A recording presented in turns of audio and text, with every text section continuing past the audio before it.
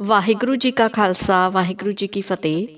ਸੰਗਤ ਜੀ, ਸਭ ਗ੍ਰੰਥਾਂ ਵਿੱਚ ਦੱਸਿਆ ਗਿਆ ਹੈ ਕਿ ਜੇਕਰ ਕੋਈ ਮਨੁੱਖ ਪਰਮਾਤਮਾ ਵਾਹਿਗੁਰੂ ਜੀ ਨੂੰ ਆਪਣੇ ਅੰਤ ਸਮੇਂ ਵਿੱਚ ਯਾਦ ਕਰਦਾ ਹੈ, ਸਿਮਰਨ ਕਰਦਾ ਹੈ, ਉਹ ਮਨੁੱਖ ਉਸੇ ਵੇਲੇ ਮੁਕਤ ਹੋ ਕੇ ਸੱਚਖੰਡ ਵਿੱਚ ਜਾ ਸਕਦਾ ਹੈ।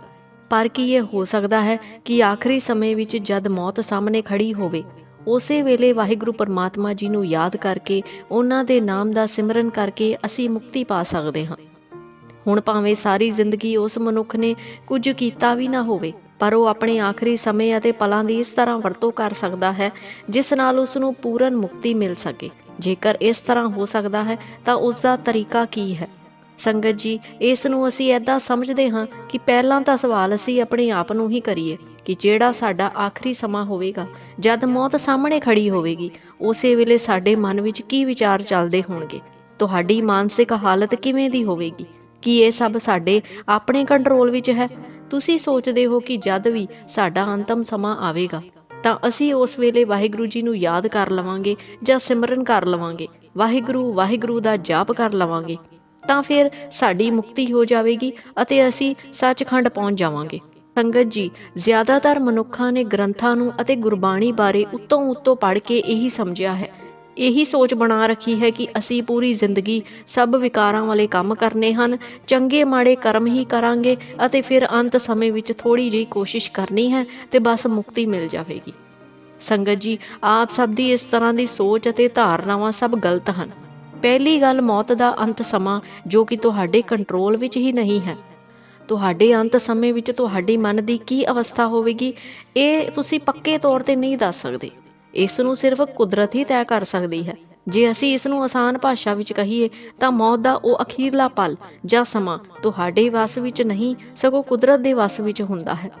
ਸੰਗਤ ਜੀ, ਤੁਹਾਡੇ ਅੰਤ ਸਮੇਂ ਦੀ ਮਾਨਸਿਕ ਹਾਲਤ ਤੇ ਬੁੱਧੀ ਉਸੇ ਤਰ੍ਹਾਂ ਦੀ ਹੁੰਦੀ ਹੈ ਜੋ ਤੁਸੀਂ ਜੀਵਨ ਭਰ ਕੀਤਾ ਹੁੰਦਾ ਹੈ।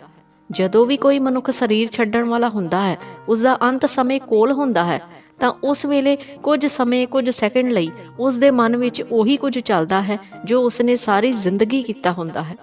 ਤੁਹਾਡੀ ਪੂਰੀ ਜ਼ਿੰਦਗੀ ਫਾਸਟ ਫਾਰਵਰਡ ਹੋ ਕੇ ਤੁਹਾਡੇ ਅੱਖਾਂ ਸਾਹਮਣੇ ਫਿਲਮ ਵਾਂਗ ਚੱਲਣ ਲੱਗ ਪੈਂਦੀ ਹੈ। ਇਹ ਸਭ ਇਸ ਲਈ ਹੁੰਦਾ ਹੈ ਕਿ ਤੁਸੀਂ ਜੀਵਨ ਭਰ ਜੋ ਕੰਮ ਕੀਤੇ ਅਤੇ ਜੋ ਚੰਗੇ ਮਾੜੇ ਕਰਮ ਕੀਤੇ, ਤੁਹਾਡੀ ਮਾਨਸਿਕ ਹਾਲਤ ਜਿਵੇਂ ਦੀ ਵੀ ਰਹੀ ਹੋਵੇਗੀ, ਉਸ ਦਾ ਪੂਰਾ ਨਿਚੋੜ ਇੱਥੇ ਆ ਕੇ ਇਕੱਠਾ ਹੋ ਜਾਂਦਾ ਹੈ।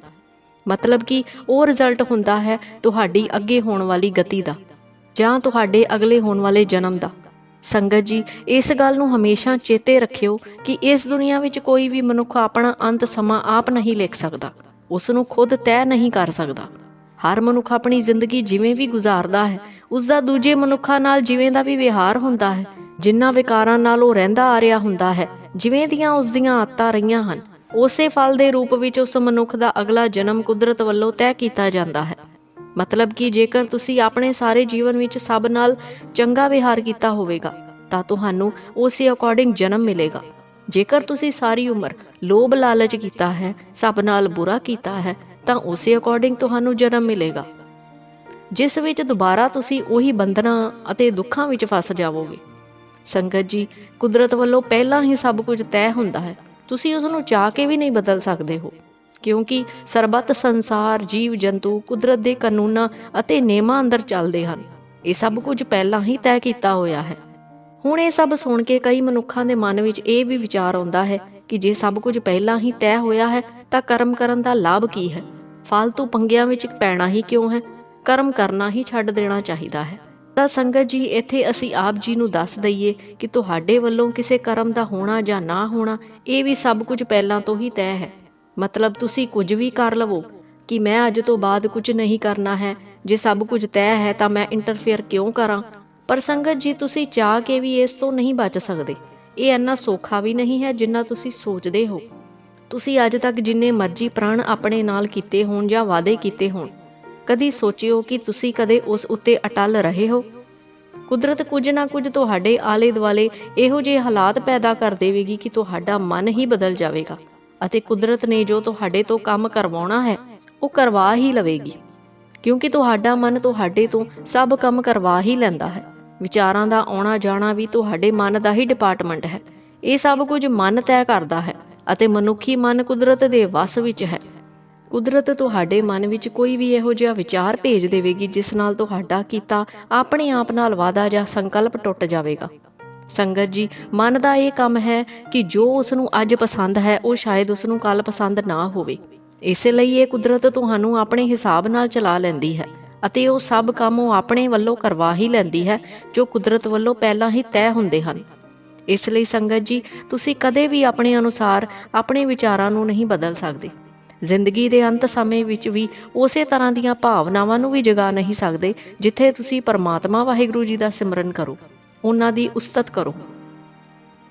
ਤੁਹਾਡੇ ਅੰਦਰੋਂ ਕੁਦਰਤ ਵੱਲੋਂ ਇਹੋ ਜਿਹਾ ਵਿਚਾਰ ਖਤਮ ਹੀ ਕਰ ਦਿੱਤਾ ਜਾਵੇਗਾ ਅਤੇ ਉਹੀ ਕੁਝ ਸਾਨੂੰ ਸਾਹਮਣੇ ਦਿਸੇਗਾ ਜੋ ਸਾਰੀ ਜ਼ਿੰਦਗੀ ਅਸੀਂ ਕੀਤਾ ਹੁੰਦਾ ਹੈ। ਸੰਗਤ ਜੀ, ਜੀਵਨ ਦੇ ਅੰਤਮ ਸਮੇਂ ਵਿੱਚ ਵਾਹਿਗੁਰੂ ਨਾਮ ਜਪਣ ਨਾਲ ਮੁਕਤ ਹੋ ਜਾਣਾ ਜਾਂ ਜਨਮ ਸਫਲ ਹੋਣਾ, ਇਹ ਗੱਲਾਂ ਉੱਤੋਂ ਤਾਂ ਬਹੁਤ ਵਧੀਆ ਲੱਗਦੀਆਂ ਹਨ। ਮੁਕਤੀ ਅਤੇ ਸੱਚਖੰਡ ਬਹੁਤ ਸਸਤਾ ਤੇ ਆਸਾਨ ਜਾਪਦਾ ਹੋਵੇਗਾ, ਪਰ ਅਸਲ ਵਿੱਚ ਪਰਮਾਤਮਾ ਦੇ ਗਿਆਨ ਨੂੰ ਸਮਝਣਾ ਇੰਨਾ ਸੌਖਾ ਵੀ ਨਹੀਂ ਹੈ ਕਿ ਕੋਈ ਵੀ ਉਸ ਦੇ ਗ੍ਰੰਥਾਂ ਨੂੰ ਪੜ੍ਹੇ ਅਤੇ ਬਸ ਮੁਕਤੀ ਮਿਲ ਗਈ, ਜਨਮ ਸਫਲ ਹੋ ਗਿਆ। ਸੰਗਤ ਜੀ, ਪਰਮਾਤਮਾ ਵਾਹਿਗੁਰੂ ਜੀ ਦੀ ਬਾਣੀ ਦੇ ਇੱਕ ਇੱਕ ਅੱਖਰ ਵਿੱਚ ਸਮੁੰਦਰ ਤੋਂ ਵੀ ਜ਼ਿਆਦਾ ਗਹਿਰਾਈ ਹੈ। ਪਰ ਜੇਕਰ ਤੁਸੀਂ ਆਪਣੇ ਜੀਵਨ ਵਿੱਚ ਥੋੜ੍ਹੇ ਸਮੇਂ ਲਈ ਹੀ ਉਸ ਪਰਮੇਸ਼ਵਰ ਵਾਹਿਗੁਰੂ ਜੀ ਅੱਗੇ ਝੁਕੇ ਹੋਵੋਗੇ, ਉਸ ਪਾਰ ਬ੍ਰਹਮ ਪਰਮਾਤਮਾ ਦੀ ਉਸਤਤ ਕੀਤੀ ਹੋਵੇਗੀ, ਸਭ ਕੁਝ ਉਸੇ ਤੇ ਛੱਡ ਦਿੱਤਾ ਹੋਵੇਗਾ ਅਤੇ ਪੂਰਨ ਤੌਰ ਤੇ ਉਸ ਦੀ ਹੀ ਸ਼ਰਨ ਵਿੱਚ ਆਏ ਹੋਵੋਗੇ, ਉਦੋਂ ਤੁਹਾਡੇ ਅੰਤਿਮ ਸਮੇਂ ਦੀ ਮਾਨਸਿਕ ਹਾਲਤ ਅਤੇ ਬੁੱਧੀ ਨੂੰ ਕੁਦਰਤ ਕਦੇ ਵੀ ਤੈਅ ਨਹੀਂ ਕਰਦੀ। ਹੁਣ ਤੁਹਾਡੇ ਸਭ ਵਿਚਾਰ ਪ੍ਰਭੂ ਪਰਮਾਤਮਾ ਜੀ ਵੱਲੋਂ ਤੈਅ ਕੀਤੇ ਜਾਂਦੇ ਹਨ ਅਤੇ ਇਸ ਦੇ ਨਾਲ ਤੁਹਾਡੇ ਅੱਗੇ ਦੀ ਗਤੀ, ਮਤਲਬ ਤੁਹਾਡਾ ਅਗਲਾ ਜਨਮ ਵੀ ਪਰਮਾਤਮਾ ਵੱਲੋਂ ਹੀ ਤੈਅ ਕੀਤਾ ਜਾਂਦਾ ਹੈ। ਕਿਉਂਕਿ ਜਦੋਂ ਵੀ ਤੁਸੀਂ ਆਪਣੇ ਉਸ ਜੀਵਨ ਕਾਲ ਵਿੱਚ ਕਦੇ ਵੀ ਵਾਹਿਗੁਰੂ ਪਰਮਾਤਮਾ ਜੀ ਅੱਗੇ ਸਨਮੁਖ ਹੋਏ ਹੋਵੋਗੇ ਤਾਂ ਅੰਤਿਮ ਸਮੇਂ ਵਿੱਚ ਉਹ ਵੀ ਸਾਹਮਣੇ ਆਵੇਗਾ ਅਤੇ ਉਸ ਦਾ ਫਲ ਵੀ ਤੁਹਾਨੂੰ ਜ਼ਰੂਰ ਮਿਲੇਗਾ। ਸੰਗਤ ਜੀ, ਇਸੇ ਲਈ ਸੰਤਾਂ ਮਹਾਂਪੁਰਖਾਂ ਵੱਲੋਂ ਵੀ ਆਖਿਆ ਜਾਂਦਾ ਹੈ ਕਿ ਆਪਣੇ ਜਿਉਂਦਿਆਂ ਜੀ ਉਸ ਪਰਮਾਤਮਾ ਵਾਹਿਗੁਰੂ ਜੀ ਦੀ ਉਸਤਤ ਜ਼ਰੂਰ ਕਰੋ, ਉਹਨਾਂ ਦੇ ਨਾਮ ਦਾ ਸਿਮਰਨ ਅਤੇ ਜਪ ਵੀ ਕਰੋ ਅਤੇ ਪੂਰਨ ਤੌਰ ਤੇ ਵਾਹਿਗੁਰੂ ਜੀ ਅੱਗੇ ਸਨਮੁਖ ਹੋ ਜਾਵੋ। ਤੁਹਾਡੇ ਜੀਵਨ ਕਾਲ ਦਾ ਜਪਿਆ ਅਤੇ ਕਮਾਇਆ ਨਾਮ ਹੀ ਤੁਹਾਡੇ ਅੰਤਮ ਸਮੇਂ ਵਿੱਚ ਕੰਮ ਆਵੇਗਾ। ਫਿਰ ਤੁਹਾਨੂੰ ਆਪਣੇ ਅੰਤਮ ਸਮੇਂ ਵਿੱਚ ਪਰਮਾਤਮਾ ਵਾਹਿਗੁਰੂ ਜੀ ਨੂੰ ਯਾਦ ਨਹੀਂ ਕਰਨਾ ਪਵੇਗਾ, ਆਪਣੇ ਆਪ ਹੀ ਉਹਨਾਂ ਦੀ ਯਾਦ ਤੁਹਾਡੇ ਮਨ ਅਤੇ ਹਿਰਦੇ ਅੰਦਰ ਚੱਲ ਪਵੇਗੀ। ਅਤੇ ਜੇਕਰ ਤੁਹਾਨੂੰ ਪੂਰਨ ਤੌਰ ਤੇ ਉਸ ਪਰਮਾਤਮਾ ਦੀ ਯਾਦ ਤੁਹਾਡੇ ਮਨ ਅਤੇ ਹਿਰਦੇ ਵਿੱਚ ਚੱਲ ਪਈ ਤਾਂ ਉਸੇ ਪਲ ਉਸੇ ਸਮੇਂ ਤੁਹਾਨੂੰ ਮੁਕਤੀ ਮਿਲ ਜਾਵੇਗੀ ਅਤੇ ਤੁਹਾਡਾ ਜਨਮ ਸਫਲ ਹੋ ਜਾਵੇਗਾ। ਆਸ ਹੈ ਆਪ ਜੀ ਨੂੰ ਅੱਜ ਦੀ ਵੀਡੀਓ ਚੰਗੀ ਲੱਗੀ ਹੋਵੇਗੀ। ਵੀਡੀਓ ਚੰਗੀ ਲੱਗੀ ਹੋਵੇ ਤਾਂ ਵੀਡੀਓ ਨੂੰ ਲਾਈਕ ਅਤੇ ਸ਼ੇਅਰ ਜ਼ਰੂਰ ਕਰਿਓ। ਵਾਹਿਗੁਰੂ ਜੀ ਕਾ ਖਾਲਸਾ, ਵਾਹਿਗੁਰੂ ਜੀ ਕੀ ਫਤਿਹ।